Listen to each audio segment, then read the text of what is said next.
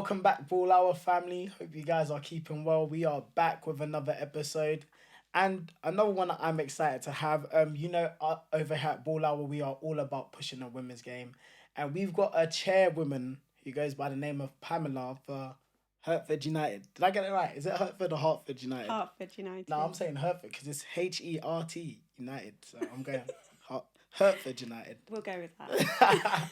How have you been? Very well, thank you. How has football been, during lockdown and everything? What have you been up to? Oh, well, interesting enough. Lockdown, I thought was going to be quite quiet. But I got a phone call from Gordon asking me a couple of questions on what I would like to do and things like that. And suddenly decided to say, I've started a club up.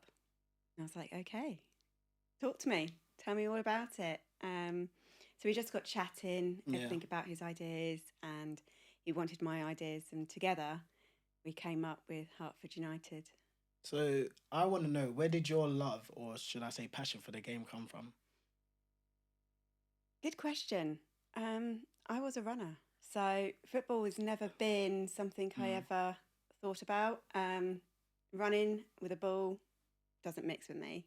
So what's your long distance, 800 metres? Yeah, 800, 1500 metres. Okay. So, so I came from the running side. But my son got into football when he was younger. And from there, I volunteered to help out the local club just because volunteers are like gold dust. They don't come around very much. So I offered my time. And in the end, I ended up loving it, enjoying it, and started learning more about the game. So was it a combination of you watching your son and being at football, just like you fall in love with the game? Because having that time with your child obviously does help. So what was that like, being able to go with your child to the game? Because not many parents can go and watch their children play football. I don't think I ever missed a game for him. Wow. Every training session, every football match he's ever done, I've been there until the last sort of 2 years where I started getting more and more busy within football. Luckily, grandparents were there to help out. I actually struggle watching him. I don't actually like watching him because I always think he can do better. Yeah. And I don't want to be one of those parents on the sidelines that say, oh, come on, So I kind of be quiet, step back. Let him have his own time to himself on the pitch.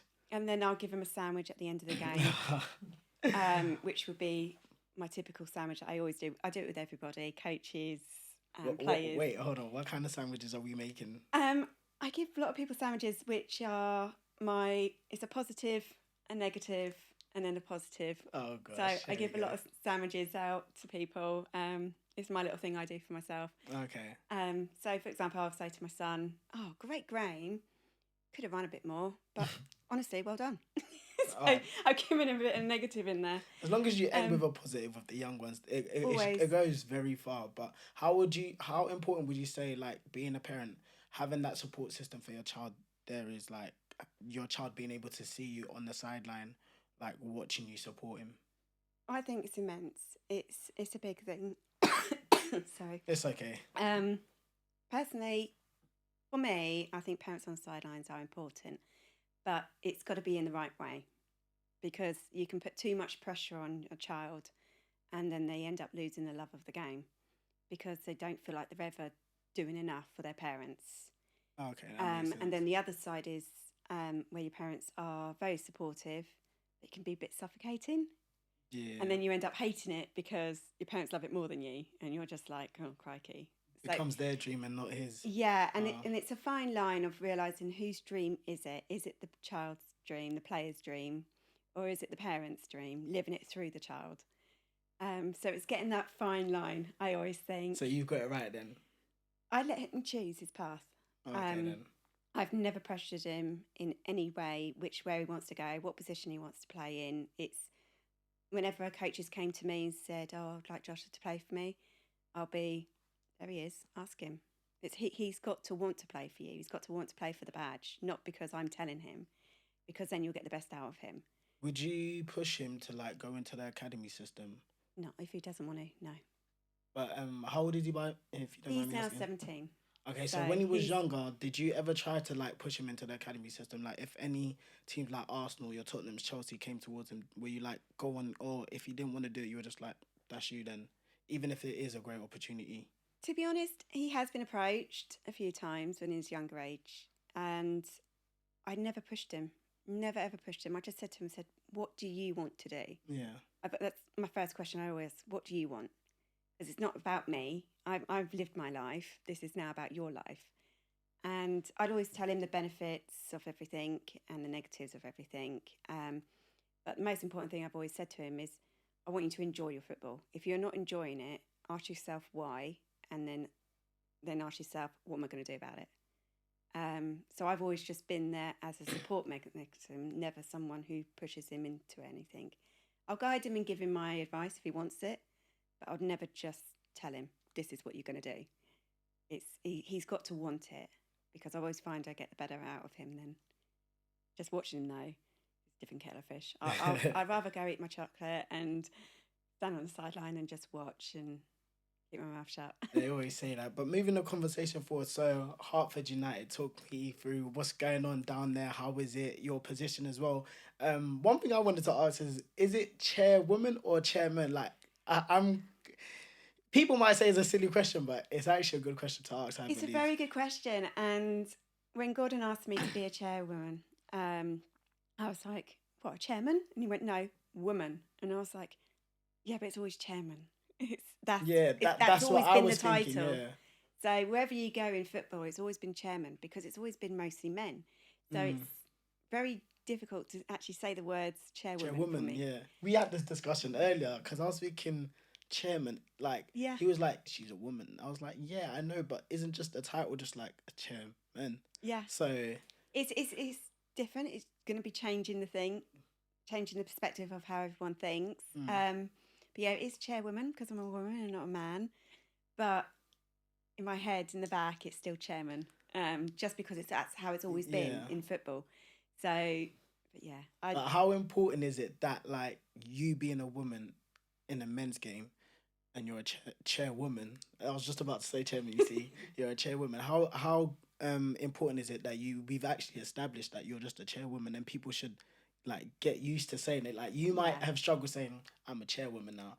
Like if you Yeah. speak to someone, I'm a chairwoman of this club. How important is it getting used to saying it now? It's very important now.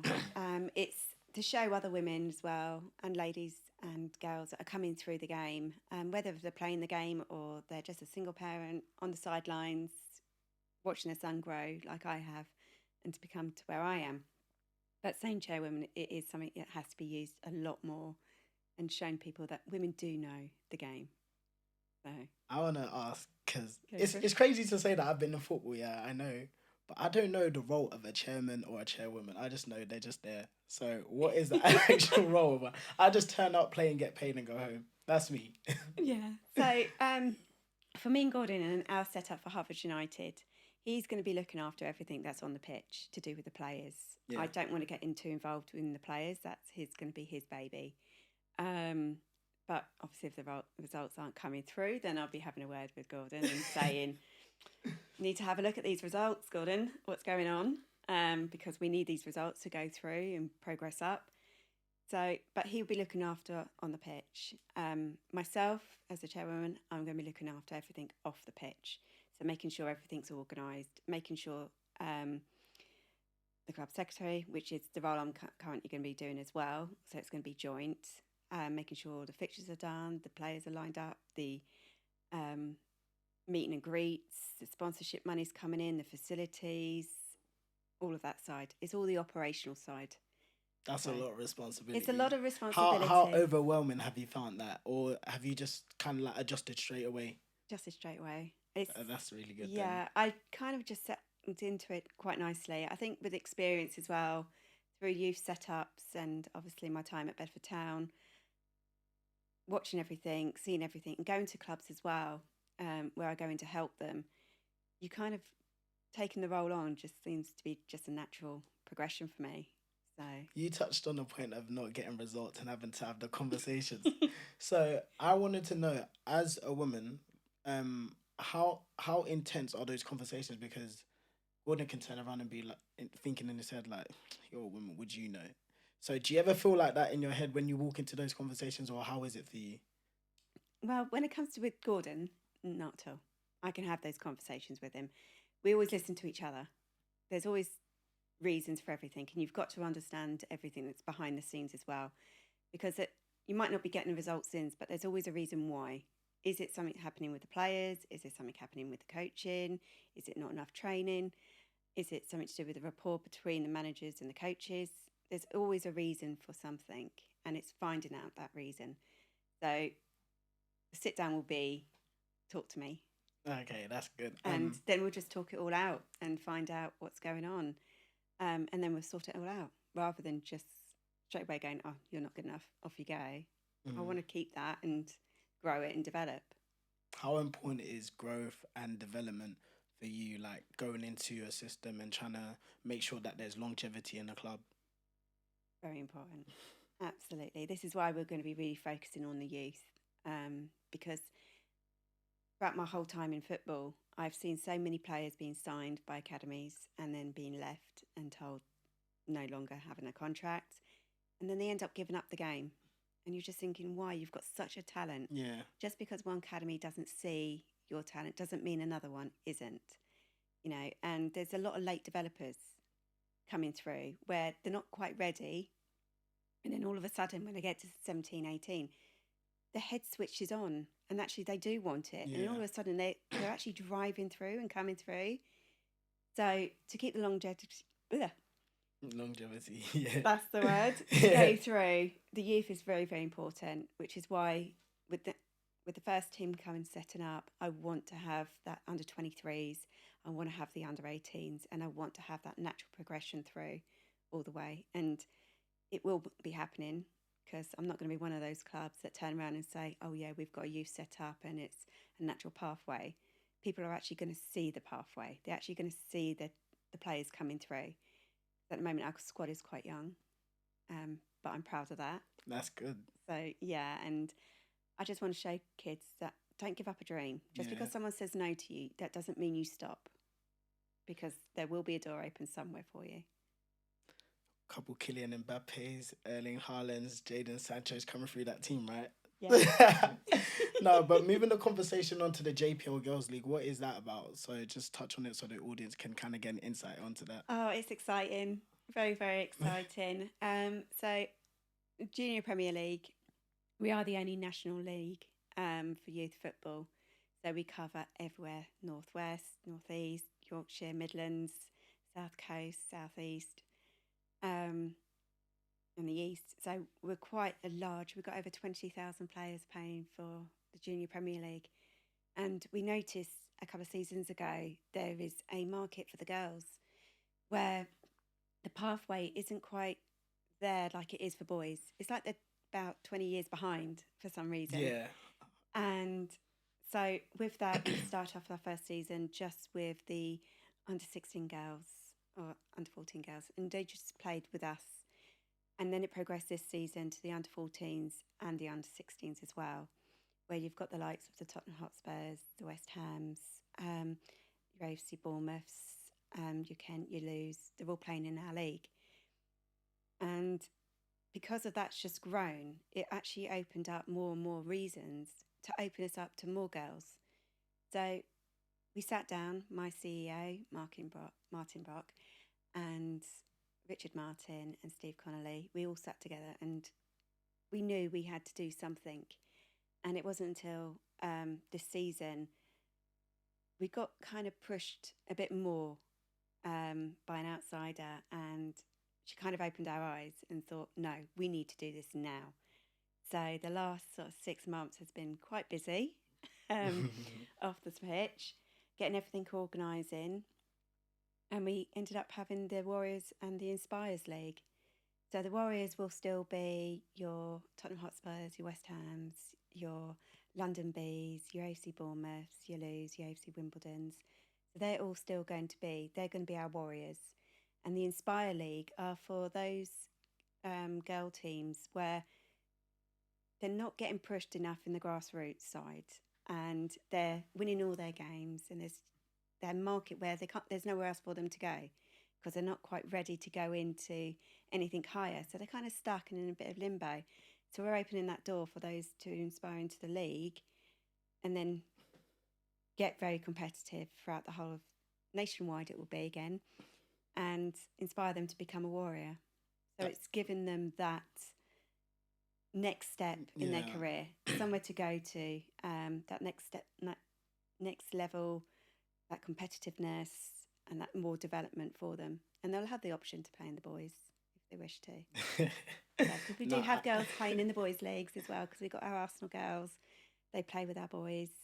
They do well. I love watching them. It's fantastic. I think that's a good idea though, because it kind of opens men's eyes as to like there is a women's side of the game, and yes. like it makes men realize like, whoa, like women are here to play, like women are good. Because even me the other day I watched the highlights of the Chelsea and Bayern Munich women Champions League game, and that was actually really good. Like the goals going in, the tempo of the game.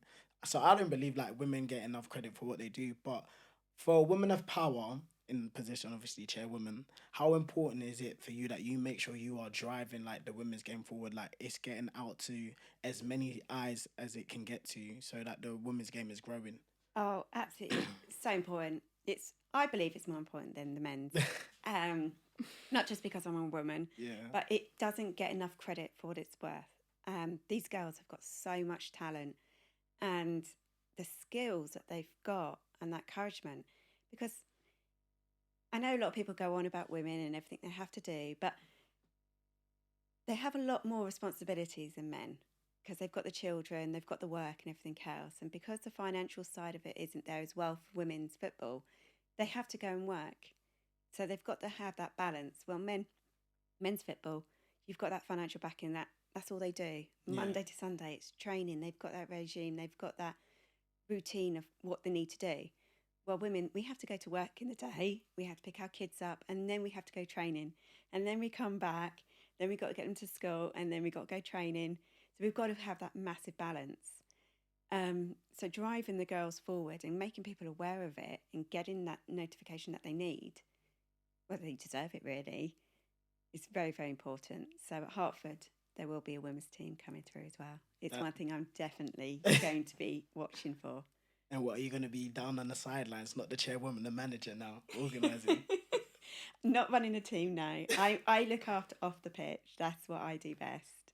I find that so interesting as you said that, because like we had Portia on the show a couple of weeks ago, and she literally opened up her eyes to how difficult it is for the women's game in terms of they have to pay for their season. Yes. Now, when I heard pay for the season, that was like, what are you talking about? Because we just get paid and we play. Yeah. She said they have to pay for the season. That's just for their kit, their season.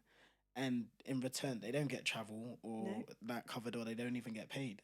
No. They just say, turn up, make your own way there. It is. So, it's completely different. The women's game is just so far behind. It's unfortunate. It's sad to say. And it's not the greatest thing, but not a lot of people are aware of it. But no, women, we have to pay to go play. A lot of money as well, which is crazy. Yeah, it is. And it's a lot more hard work than what it should be. So what I wanted to know is, like, from the men's game, what is it that you think that you need? Is it, like, which one would you say is important that you need the most? Is it the financial backing or the support from the men's game to actually recognise that the women's game can be just as good as the men's game in their own way? So you're not comparing the two, because obviously men and women are different, but it can just be as good for the women's ability and level, if that makes sense. It's the men's game to notice the women. That's the most important. It's having them recognising and acknowledging and then accepting. And then it being an equal balance. It's because it is, at the end of the day, it's exactly the same game, same rules, same balls, same formats. Everything's the same. So why would it not be? But that's my opinion. But it would be nice to be watched and acknowledged. I mean, we're here for it. We're trying to do our bit over here at Ball Hour, pushing the women's game. I mean, we got a couple of ideas coming, haven't we? Exciting. We got a couple of ideas, so hopefully we can do our bit here. But going back to Hertford United, I want to know what's the plans for like the upcoming season, because it's been hell, I'm pretty sure, for every other team. I mean, I don't know how you've gone on with, probably with a budget, without a budget, players coming in and out. So what's the plans for next season? So plans for next season. So we've got all our friendlies already lined up. Our pre-season friendlies. We've had 2 games already, but I'm not interested in results at all. I'm just looking at those players. So's Gordon, and for the talent we've got in the team already, it's kind of scary because they've not met each other in the last 2 games. Well, they've only met each other in the last 2 games. They've not trained together, not anything.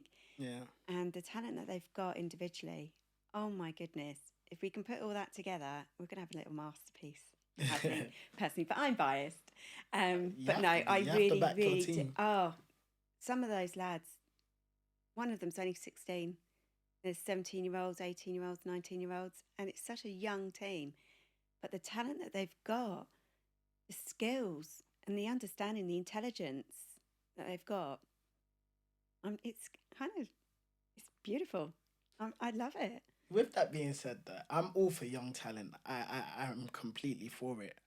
But what about the older heads to kind of, educate and show the way for the young talents that come through? Would you not say that is just as important as well? Yes. Because even though you do want to have a young side, would you not have some older heads to make sure that, you know, to help your plan run smoothly and execute it, you would need some older heads to show them the way? Yeah, so that's where it's coming from, Gordon.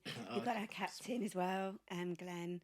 He's been in the game as well. So they're all educating them, all teaching them. They're not just showing them; they're actually teaching them and talking to them and showing them what to expect. This is how it's been. This is what it's like. Prepare yourself. So they're so that sort of experience that they're getting in the game as well, learning from them, is someone is showing them the pathway as They well. they say behind a strong man stands a strong woman. I genuinely believe you are that for Hartford. She even got me saying Hartford now. Yeah, see, But after a while. it's coming along. I genuinely believe you are that for Hartford United. I mean, down at Tuna Mitchell, we've got a chairwoman who's our owner, and she's brilliant in terms of pushing gender equality, Yeah. people from different backgrounds. So I believe that's beautiful, and even young talent, we are huge on that down there. But I can't wait to see, what you guys become. You never know. We may meet each other in the FA Cup, Oh. and that's when we become enemies. I'll never be an enemy. Never. Oh, Always be friends. no, you can't be friends once you cross that white line. No. Oh, yes. Yes, you can. I believe in all that. So, but it will be exciting. A lot of the sponsors that I'm wanting to get in and getting in, I don't want them just to give me money. I've said that to them clearly. It's more about, okay, yes, money, brilliant, love that, but what else can you give me? What can you give me that's off the pitch? Because all it takes is one injury to end someone's career. And I don't want to have that player not have anything to fall back on. So the sponsors that I'm looking at are sponsors that can help educate them off the pitch. So should they not make it in their career or something happen, they have something to fall back on. Because one thing I've noticed in a lot of players, especially in the Premier, our elite players, they finish the game and then they've got nothing. It's like, what do I do now? It's all I've done for the last 20 years, 10 years.